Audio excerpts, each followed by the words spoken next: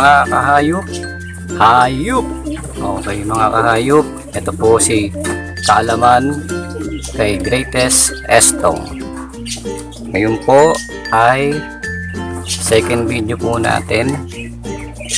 Ang malalaman nyo naman po sa akin na aking ipapaalam sa inyo ay kung paano po natin malalaman kung lalaki o babae ang isang kalapate.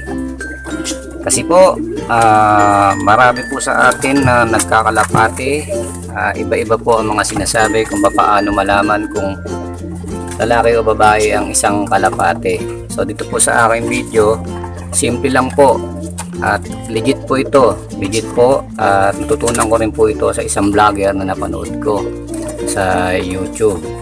So mamaya ipapaalam ko sa inyo at ipapakita ko sa inyo kung paano natin malalaman kung babae o lalaki ang isang kalapate. Okay? Malalaman po natin mga kahayop kung lalaki o babae ang isang kalapate. Ito po sa ipinapakita ko sa inyo. Yan pong mga yan, lahat po yan ay lalaki. Bakit po? Mamaya po papakita ko sa inyo kung bakit ko nasabi na yung mga yan ay puro lalaki.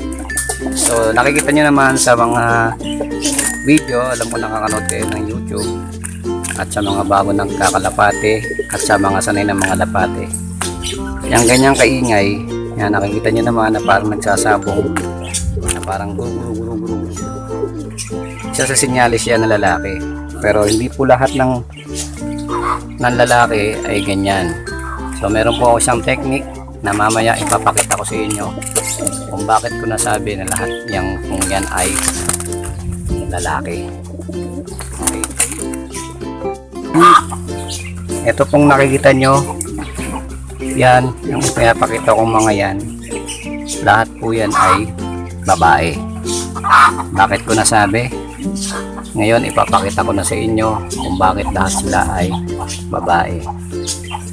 At ang magpapatunay po niyan ay yung aking foundation bird. So kukuha tayo ng isa dyan, alin man sa isa dyan ay mapapatunayan nating babae. So kunin natin yung si Grisel.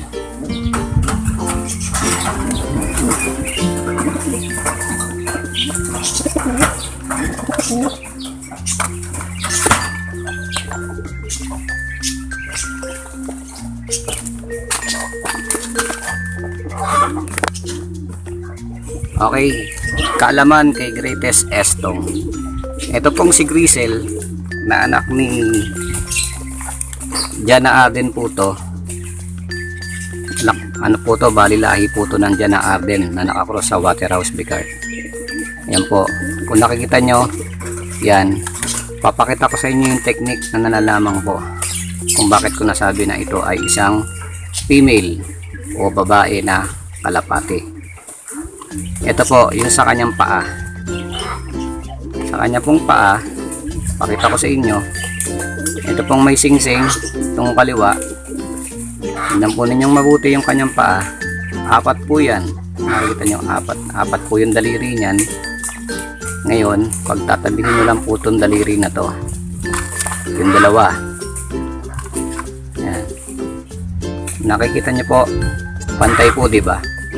So pantay. Yung kabila, papakita ko rin sa inyo yung kanyang kanang paa pala yung pinakita ko sa inyo, no? Yung may singsing. Ayan yung kanang paa.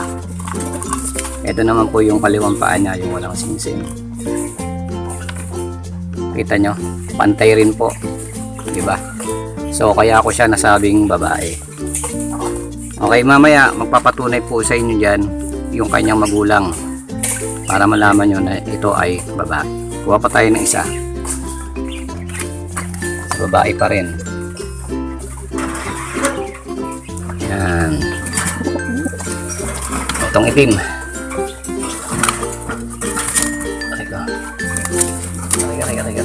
Aray. Oops, ang hirap kunin. Ito pong itim. Yan.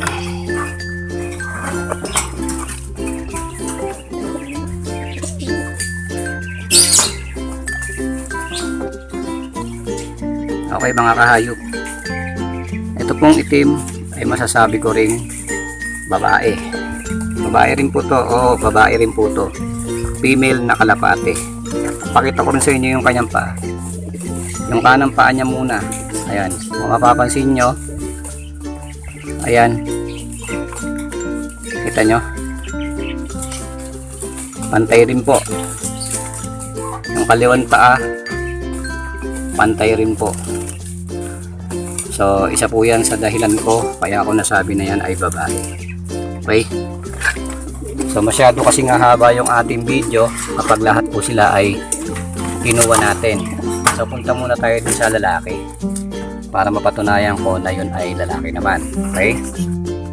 Dito po, ang kukunin na rin natin dito ay itong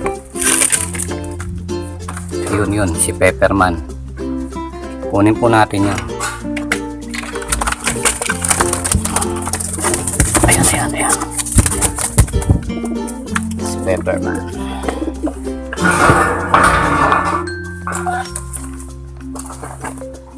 Okay mga kahayop. Ito po si Pepperman. Masasabi kong siya ay lalaki sa pamamagitan din ng kanyang paa. Ito nga po pala ay ano po to, imported na kalapate po to. Galing po to sa #bioresearch, #biopig yun. Pakita ko sa inyo yung kanyang kanang paa. Kung mapapansin nyo, yung kanyang kanang paa hindi pantay, di ba? Tingnan nyo po ay sa may kuko, hindi po sa may kuko yung mismong yan, o yan. Yan. Papansin nyo, di ba? Hindi pantay. So yung kabila naman, kaliwang paa naman,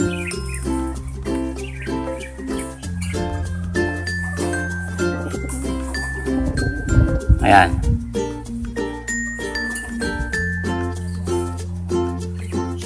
Ayan, hindi rin po pantay, di ba? So pero ano ko lang po, paalala lang, wala po tayong sinasaktang mga hayop, hindi po natin sila sasaktan, iniingatan po natin sila. Okay? Yan po. Yan ay lalaki. Okay? Pakita ko na sa inyo kung ano yung aking technique. Kaya ako nasabing lalaki o babae ang isang kalapate.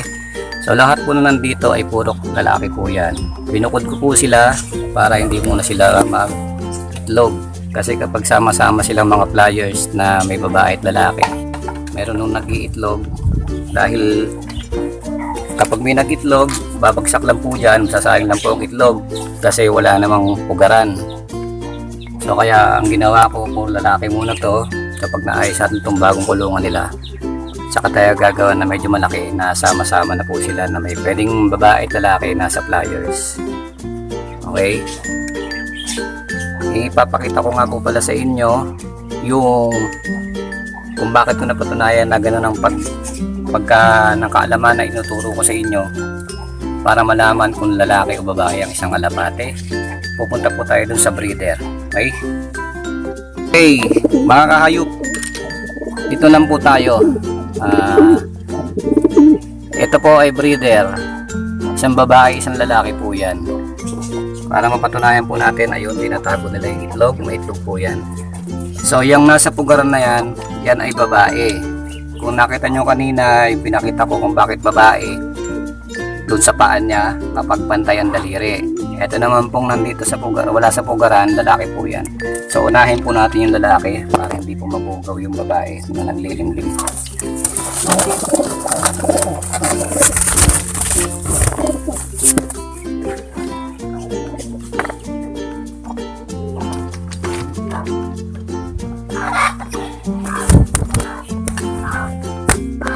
Okay.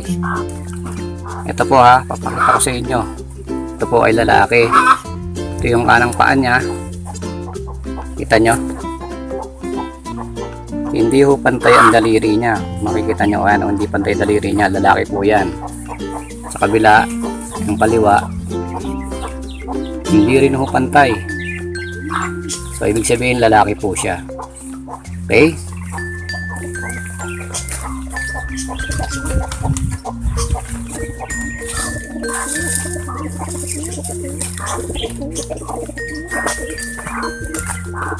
Ito naman po yung asawa niya, yung babae kanina nandun sa limliman. Sandali lang po natin papakita kasi pa hindi maabalan din naglilimlim siya. Ito po yung daliri niya. Tingnan niyo po. Pantay po mga kaalaman kay Greatest Estong. Ayan po, pantay. Yung kaliwa, makikita nyo. Ayan, pantay din po. Ayos! Okay po. Okay mga kahayop. Sana po ay may natutunan kayo sa ating pangalawang video tungkol po sa kung paano malalaman kung lalaki o babae ang isang kalapati. Maraming salamat. Please subscribe, like, and share. Kaalaman kay Greatest Estong.